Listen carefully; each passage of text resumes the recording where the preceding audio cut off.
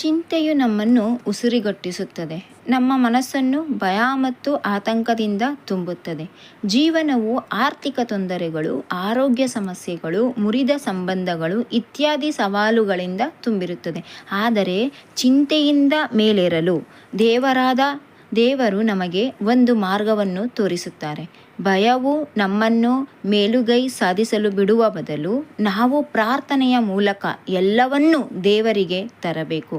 ದೊಡ್ಡ ಸಮಸ್ಯೆಗಳ ಬಗ್ಗೆ ಮಾತ್ರವಲ್ಲ, ನಮ್ಮ ಹೃದಯಗಳನ್ನು ತೊಂದರೆಗೊಳಿಸುವ ಸಣ್ಣ ಚಿಂತೆಗಳ ಬಗ್ಗೆಯೂ ನಾವು ಪ್ರಾರ್ಥಿಸಬೇಕು ಎಂದು ಪೌಲನು ಇಲ್ಲಿ ಒತ್ತಿ ಹೇಳುತ್ತಾನೆ. ದೇವರು ಕೇಳುತ್ತಾರೆ, ಕಾಳಜಿ ವಹಿಸುತ್ತಾನೆ ಮತ್ತು ಉತ್ತರಿಸುತ್ತಾನೆ. ಆದಾಗ್ಯೂ ಪೌಲನು ಕೃತಜ್ಞತೆಯಿಂದ ಪ್ರಾರ್ಥಿಸಲು ನಮ್ಮನ್ನು ಒತ್ತಾಯಿಸುತ್ತಾರೆ.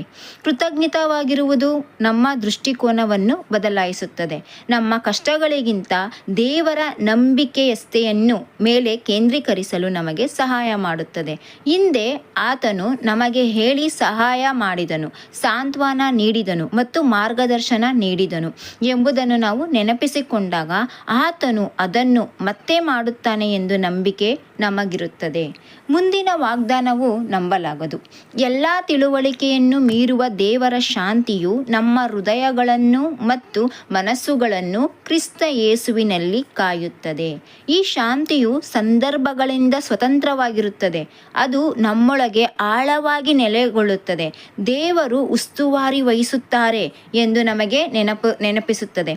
ಯಾವುದರ ಕುರಿತಾಗಿಯೂ ಚಿಂತೆ ಮಾಡಬೇಡಿರಿ. ಎಲ್ಲದರಲ್ಲೂ ಕೃತಜ್ಞತಾಸ್ತುತಿಯಿಂದ ಕೂಡಿದ ಪ್ರಾರ್ಥನೆ ಮತ್ತು ಯಾಚನೆಗಳಿಂದ ನಿಮ್ಮ ಬೇಡಿಕೆಗಳನ್ನು ದೇವರಿಗೆ ಅರ್ಪಿಸಿ.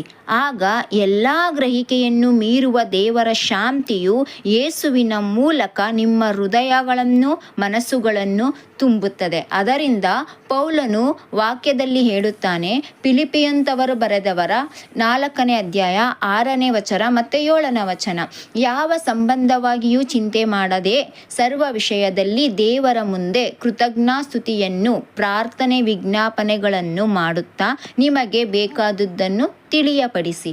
ಆಗ ಎಲ್ಲ ಗ್ರಹಿಕೆಯನ್ನು ಮೀರುವ ದೇವಶಾಂತಿಯು ನಿಮ್ಮ ಹೃದಯಗಳನ್ನು ಯೋಚನೆಗಳನ್ನು ಕ್ರಿಸ್ತ ಯೇಸುವಿನಲ್ಲಿ ಕಾಯುವುದು. ಹಲ್ಲೆಲೂಯಾ. ಬನ್ನಿ ಒಂದು ಚಿಕ್ಕದಾದ ಪ್ರಾರ್ಥನೆಯನ್ನು ಮಾಡೋಣ. ಸ್ವರ್ಗೀಯ ತಂದೆಯೇ, ಇಂದು ನನ್ನ ಎಲ್ಲ ಚಿಂತೆಗಳು ಮತ್ತು ತೊಂದರೆಗಳನ್ನು ನಾನು ನಿಮ್ಮ ಮುಂದೆ ತರುತ್ತೇನೆ. ನೀವು ನನ್ನನ್ನು ಕಾಯುತ್ತಿದ್ದೀರಿ ಎಂದು ನಂಬಿ ಕೃತಜ್ಞತೆಯಿಂದ ತುಂಬಿದ ಹೃದಯದಿಂದ ಪ್ರಾರ್ಥಿಸಲು ನನಗೆ ಸಹಾಯ ಮಾಡಿ. ನಿಮ್ಮ ಶಾಂತಿಯಿಂದ ನನ್ನನ್ನು ತುಂಬಿಸಿ ಮತ್ತು ನನ್ನ ಹೃದಯ ಮತ್ತು ಆತ್ಮವನ್ನು ಚಿಂತೆಯಿಂದ ರಕ್ಷಿಸಿ ಎಂದು ಯೇಸು ಕ್ರಿಸ್ತನ ನಾಮದಲ್ಲಿ ನಾನು ಪ್ರಾರ್ಥನೆ ಮಾಡುತ್ತೇನೆ. आमेन और आमेन और आमेन। जय मसीह की।